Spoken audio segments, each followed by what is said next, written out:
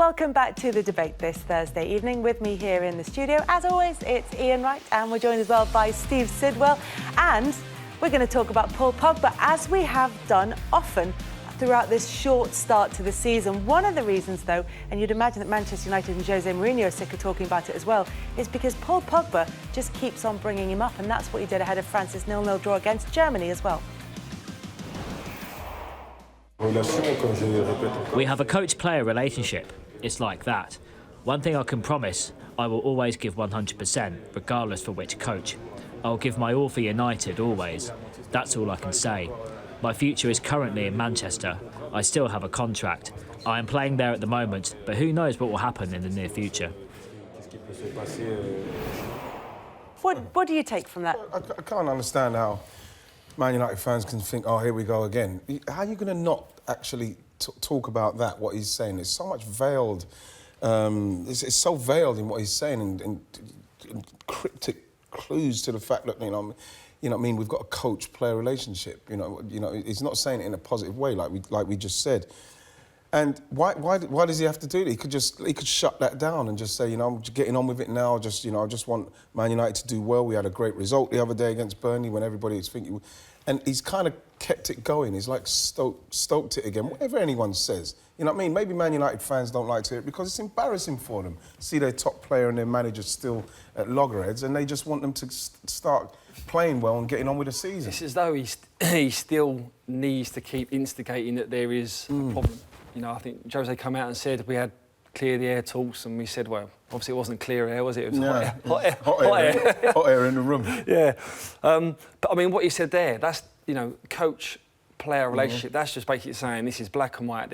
There is friction there, and there is no bond. Yeah, he's the coach, he tells me what to do. Exactly. I'm the player, Is that necessarily a problem? Not really, but you don't need to say it. No, yeah, you don't even need to, as I said, you don't need to answer the questions. You can say it in a way that you can just bypass it, even if you're not happy with how it's going day to day. But he wants it to be out there. Literally, just an insight from when I was at Chelsea with Jose and working with him and seeing how he was with players then. You know, he wanted that bond. You know, he wanted that trust first and foremost from the players, and he wanted to have that bond. He wanted to know how their private life was going, how their kids was. You wanted to have their arm around them and at times of need. And it just seems that is completely gone from him and Pogba. It doesn't seem like it's going to get to the level that he had with other players. You know, look at the likes of him and Materazzi in Inter Milan when he was crying after the game. So, you know, but then again, I remember Jose sort of challenging players in the dressing room, challenging Drogba and JT and seeing how they'd react. So has he done that with Pogba and it's backfired on him a little bit and you know, it's not going to the way that he wants again. So yeah, but when you hear him say there as well, you know, doesn't know what's happening, things could happen in the next few months, and you know, we know January's coming and whatever's going to happen. It definitely is. Exactly, and the fact is that then now I feel sorry for Man United fans because now they're thinking, well, what's going to happen in January? Because he said a few months. You know, he said he's always going to give 100% for Man United, which he should do. But then, you know, he's put a couple of months on what could happen. You don't know what's going to happen in the future, you know, in the next few months. He's not said the next few years. And so that, again, is stoked it all up again to see what's happening. That's why we have to talk about that. And it's interesting. Look, out in isolation, these comments aren't particularly inflammatory. He's saying nobody knows what's going to happen. It's football. Yeah, in a few months, things might change. Yeah. Is it because it comes off the whole build-up to all of this, which seems to have been going on from the World Cup and maybe even just before? And him coming back, being a World Cup winner, you know, that's obviously helped his case. It's strengthened his case, I suppose, because, you know, I'm sure, you know what I mean, there's teams that would want him and are watching the situation and monitoring the situation, but I think, like Steve, we said it, I think that he could have easily shut that interview down and answered in a way that wouldn't make Man United fans now feel like, oh gosh, here we go again. What's going to happen? Have we got to wait to hear what they asked Mourinho now? Yeah.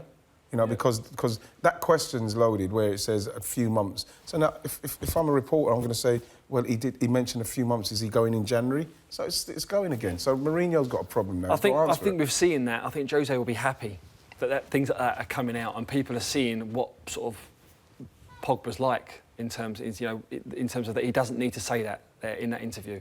And I think he'd be happy in the sense that this is not all me. You know, this is a two-way thing. Listen, there's no smoke without fire. You know, it takes two of them to tango as such. But I think he'd be happy that it's coming out now and that Man United fans and fans around the world will be watching it and seeing the light saying, why is he doing that? Why have you got to do that? You know, Manchester United is one of the biggest clubs in the world, if not the biggest club in the world. We don't need this around the football club. Let's just do our talking on the pitch. There's been a lot of talk about the balance of power at Manchester United between the board, Ed Woodward in particular, Jose Mourinho, Paul Pogba was and we think we've said on here, you've said on here before that Paul Pogba was in the most powerful position.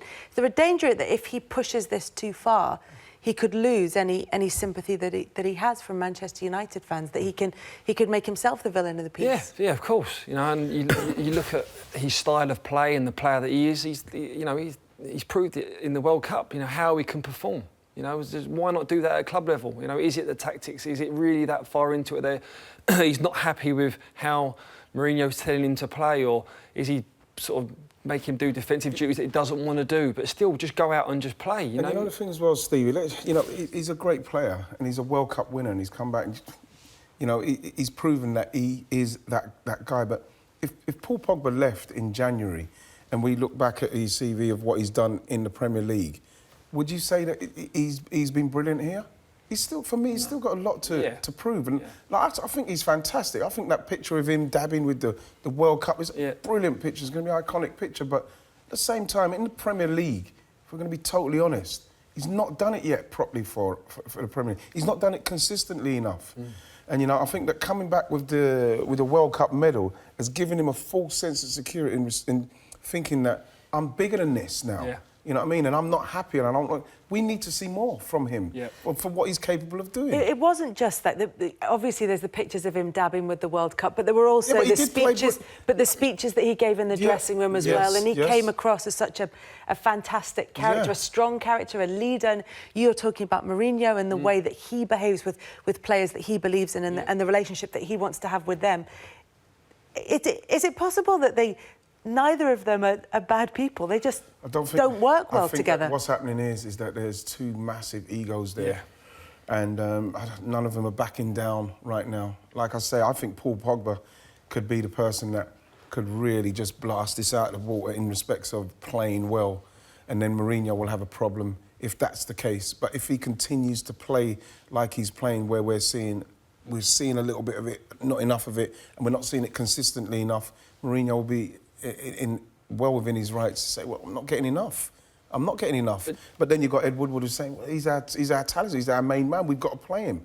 So but Joe, I think Jose's in territory now where he's not really used to being in terms of managing everything. I say that, people at home might say, well, managers do that, don't they? But sometimes they just want to manage what's on the pitch. You know, they know that the dressing room polices itself. You know, that the board upstairs is secure and they've got his back and things like that. At the moment now, I think he's got eyes on too much stuff and it's distracting what's going on the pitch. On top of that as well, he's lost his left lieutenant, obviously, with Rui Pereira, which I think he confided in him massively throughout his career. Listen, don't get it wrong, Michael Carrick is there. I think he's going to go on to be a top-class coach, manager one day. Brilliant. But I think maybe he might feel a little bit of insecurity at the moment, just that he can't confide in people and he wants to bounce things off of someone, because if you never know, some people or more people were around him that he trusted and he could bounce things off. This Pogba thing might have been handled differently, or you know, upstairs might have been handled differently. So there's a lot of ingredients there. There's obviously boiling up to, and once the media get on it and it starts pressing, it always ends in not a nice way. About it. We do keep talking about it. It's your fault. But there have been these situations before where Mourinho has had differences of opinion, has had difficult situations with senior players, have fallings out with senior players. This one feels bigger because of the profile of Paul Pogba, because of the profile of Manchester United, and because of the profile of Mourinho as well. From your experience of him, how does he handle difficult situations? You've talked about how he works well with players that he has a good relationship with. How does he handle difficult situations? he fights fire with fire. You know, his first form of defence is to attack, and we've seen that when people have questioned his medals and the way he was. You know, look at his last press conference when he was like 3 times. You know, 3 times. Yeah, that's what he does. You know, if you're going to question him, anything about him, he's going to come out all guns blazing. And it's down to the individual as well. You know, they've got to want to have the drive. And as I said before, I've seen him challenge big. I mean, you can't get bigger than John Terry and Didier Drogba. You know, I see it in the dressing room. I remember when JT, it was at half time and the players had gone out and he was doing his boots up and I was subbing, getting ready to go out, and he was like, oh, the gaffer's on me. Like, the gaffer's like, he's going for me for some reason. But he had the mentality to stick his chest out and go, right, I'll accept that and I'll go on and prove you wrong or prove you right, whatever you want me to do. And as Pogba got that. Or can modern players take that now? Yeah. Has the makeup of a modern player changed? 100%. You know, we see it now that a lot of them are wrapped up in cotton wool. They get given everything in terms of, you know, football side of it and outside of football. You know, can they take... I'm thinking as well of maybe looking at Gareth Southgate and his interview at the beginning and the way he deals with the England players, and it seems a very different approach from Mourinho's, and it's not to say one's right and one's wrong, but is one more suited, individuals, yes, but broadly suited to modern players? Yeah, you know, people say that he's stuck in that sort of a few years back and he's not evolving with the likes of Klopp and Pochettino, you know, and Guardiola's, you know, so... But is it just the fact that he's lost faith in Paul Pogba and it's gone beyond to a point now where he doesn't want to... And maybe, like you said there as well, Stevie, which is a really good point, you know, that maybe he doesn't feel as secure in himself and the people upstairs, the players, the fact that he hasn't got his man Rui next to him, and he does feel a little bit isolated in everything. He's not getting the kind of support around him to be confident enough to really get Paul Pogba playing or concentrating on what he should be concentrating. And Paul Pogba coming back from the World Cup with the Winners' World Cup medal, knowing what he means to Man United, not only what he should be doing on the football pitch, but social media side of it and all that commercial side of it. He's got a lot of power for somebody who, like I said, is not playing to a consistent level that we know that he could be playing to. And that is something that Paul Pogba himself has to look in and deal with, rather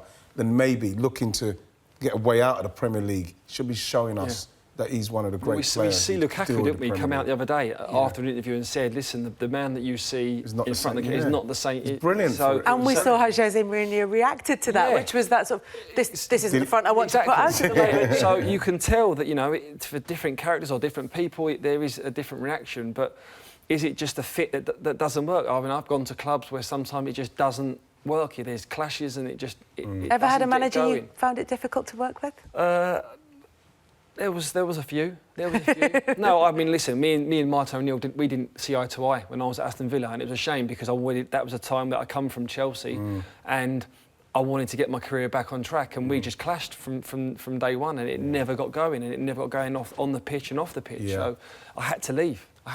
Yeah. And you've had your moments, haven't you? I had a couple. I had a moment. Yeah. The only real problem I had was with Bruce Rioch, when Bruce Rioch came just before Arsene Wenger, and it was similar to Steve. It just was never going to be repaired. It was broken to the point where I put in a transfer request. But, you know, because I genuinely thought I'm going to have to leave because Arsenal do not sack managers. They won't sack him. And I didn't expect them to. But then in the end they did, and I ended up staying. It would have been a massive mistake. But it was a situation that every day you go in and I just felt very low. But that goes on to the question now. With that going on with Paul Pogba and Jose Mourinho, who's going to go? Who's going to go? Who's going to go? You know, Does one have to? The way it's going, if he continues to do that, then Mourinho answers, and then it looks like it's going to keep going, because it kind of like they had a brilliant result against Burnley, and you thought that would have been a perfect time to just to calm it down. He's stoked it up again, and so is Mourinho, like I said, is he going to have to answer? Is he going to have to say something? And then it's going again, and this is why Man United fans are getting a little bit tired of it, because it is now, for me, getting a little bit... It's boring for me. I'm tired of it myself. I need them to get on with playing.